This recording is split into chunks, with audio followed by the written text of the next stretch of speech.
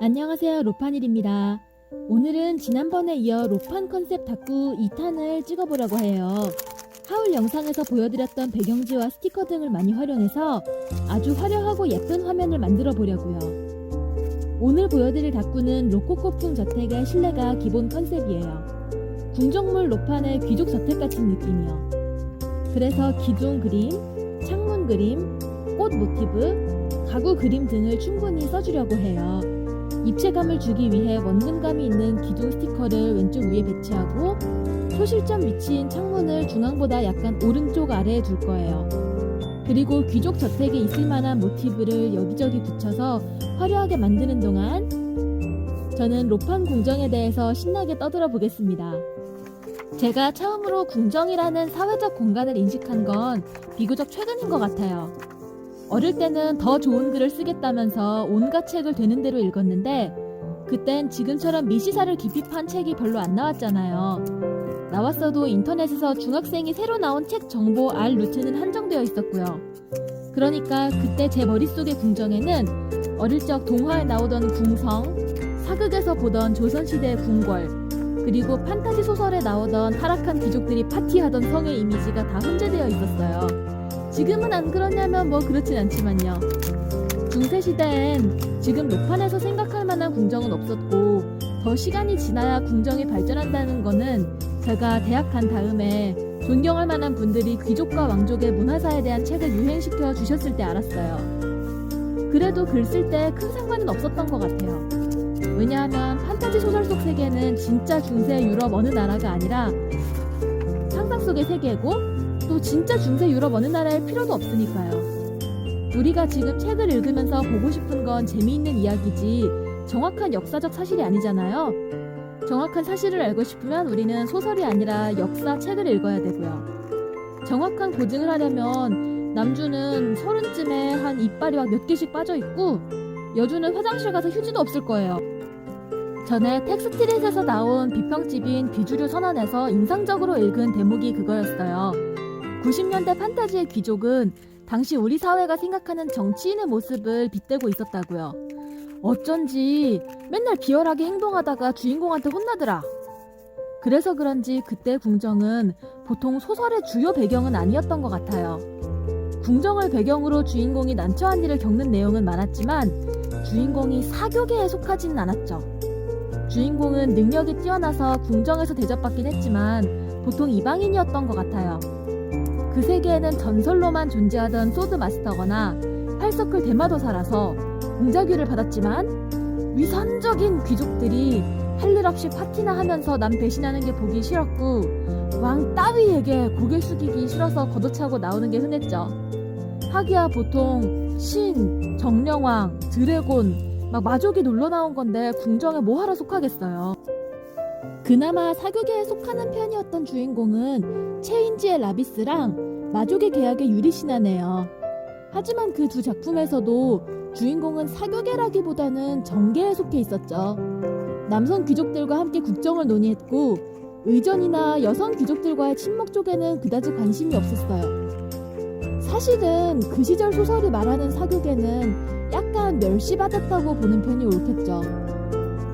하지만 지금의 작가들과 독자들은 좀 더 사적 영역이 갖는 중요성에 대해서 알고 있죠. 19세기 전에는 엄밀히 말해 사적 영역이란 관념이 없었지만 소설은 현실을 반영하니까 뭐 현대를 반영해서 얘기해야겠죠? 아무튼 아주 최근까지만 해도 사람들의 삶은 집안을 중심으로 돌아갔잖아요. 그리고 누구와 누가 결혼하는지, 누가 어디서 박대받고 어디서 환대받는지는 그 자체로 큰 실체잖아요. 세상 모든 시스템은 사람이 행복하기 위해 존재하는 거니까요. 많은 신분제 사회에서 옷은 그 자체로 신분증이었는데 어떻게 드레스 얘기가 중요하지 않겠어요. 신분에 따라 누가 먼저 차를 대접받는지가 정해지는데 어떻게 티파티 주최가 중요하지 않겠어요. 중산층과 상류층 사이의 구별을 확실히 짓고 싶은 가난한 귀족들에게 자신의 도덕적 우월성을 드러낸 도구인 에티켓은 정치적 의미가 있었잖아요. 그런데 그게 어떻게 중요하지 않겠어요. 그러니까 궁정의 가장 사적인 행동이 곧 가장 정치적이잖아요. 그거 진짜 똑똑해야 되는 것 같아요. 그래서 저는 궁정물 로판에서 주인공이 자기 자리를 얻기 위해 분투하는 게 사랑스럽고 응원하고 싶어요.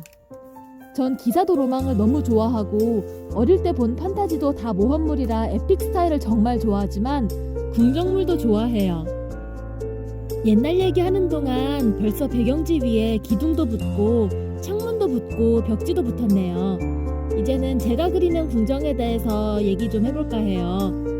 저는 소설의 배경을 다양하게 바꾸는 편이에요.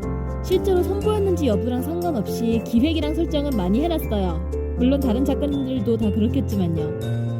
달빛과 해바라기는 원나라 형성 초기를 모티브로 한 유목 제국이 배경이고 사랑도 통역이 되나요랑 성공하는 기사들의 7가지 습관은 한 16세기 가량의 독일풍 세계, 용용 죽겠지는 현대화 용궁을 오가는데 용궁은 완전히 판타지지만 백제 의복과 어휘를 많이 가져왔어요. 레앙은 거의 20세기에 가깝고 홍련관 이야기는 가상의 동양풍 대륙으로 삼국지 모티브가 좀 있고요. 라이브러리는 고대 이집트죠. 강철의 아르네는 미발표작인데 찐 중세의 반지의 제왕 스타일의 환상적 판타지를 가미했고요. 그 외에 빅토리아풍, 16세기 후반 해양을 배경으로 하는 것도 신업이 있어요. 대부분의 주인공은 배경이 되는 국가의 군주 가문에 속하거나 그 가문하고 깊이 얽히는데요. 그렇다 보니까 궁정이 등장할 일이 많아요. 이야기에 필요하다면 18, 19세기 프랑스풍의 아주 발달하고 귀족적인 궁정을 만들어도 되긴 하는데 저는 배경이 되는 시대의 분위기를 최대한 살리는 걸 좋아하는 편이라 어지간하면 실제 그 시대에 존재했을 궁정의 운영 방침을 따르는 편이에요. 달빛과 해바라기는 후궁물이라 여자는 여자들끼리 우정을 쌓고 아끼고 배신하고 그래요. 자기 천막 밖으로는 잘 안 나가고요. 또 사랑도 통역이 되나요와 성공하는 기사 7가지 습관의 배경이 되는 부시는 절대적 황권에 충성하는 궁정 귀족이 있으니까 궁정이 있지만 세련된 형태로 발전하기는 전이에요. 그때의 궁은 아마 이 다꾸에 쓰인 그림만큼 섬세하게 장식돼 있진 않았을 거예요. 영국에는 아직 이때 벽난로도 없었잖아요. 용용 죽겠지 용궁은 기본적으로 용왕 가족이 사는 집이라 사격에는 없지만 대신들이랑 다 같이 바닷속에서 경치 좋은데 놀러 가긴 했어요. 아 맞다. 라이브러리는 고대 이집트풍 배경이지만 거의 트렌디한 로판 같은 궁정이 등장하네요. 여주인 알렉스는 아주 큰 도서관이 있는 알렉산드리아라는 곳의 공주님인데 거기서 도서관장을 해요. 근데 알렉스는 공주기도 하기 때문에 궁정의 안주인 역할도 해요. 게임이라 공략 남주로 근위대장님도 있고 수석사사님도 있고 대귀족의 후계자도 있는데 신분 높은 남자들 공략할 때는 특히 거의 궁정물 주인공 같은 스케줄이네요. 무도회 가서 춤도 추고 단장도 하고 악당이 보낸 암살자에게 죽을 뻔도 하고요. 어떤 궁정이든 사실 어떤 장소든 사람이 모이는 곳에는 반드시 사람의 욕망이 모이잖아요. 그 욕망으로 인해 생기는 갈등과 또 그 사회 내부 사람들끼리 만드는 특유의 규칙과 가치, 거기서 읽을 수 있는 게 문학이 가져야 할 진실이 아닌가 해요. 조사하고자 하는 시대와 문화권에 따라서 궁정 문화에 대한 기록의 양과 질이 다 다르잖아요.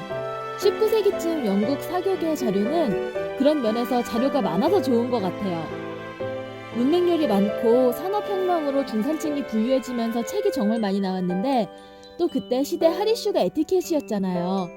대학 도서관에서 엄청 낡은 옛날 에티켓 책을 읽어봤었는데 귀족의 서열부터 그들을 부르는 호칭, 초대장의 이상적인 크기와 발송 시기, 여러 사교 모임의 유형에 따른 적합한 의상에 대해서까지 나와있어 재미있었어요. 이번 로판 컨셉 다쿠2 이렇게 끝났습니다. 이번 영상에선 그냥 하고 싶은 다른 얘기를 좀 해봤어요. 앞으로 종종 이럴 것 같아요. 지금까지 들어주셔서 감사합니다. 안녕.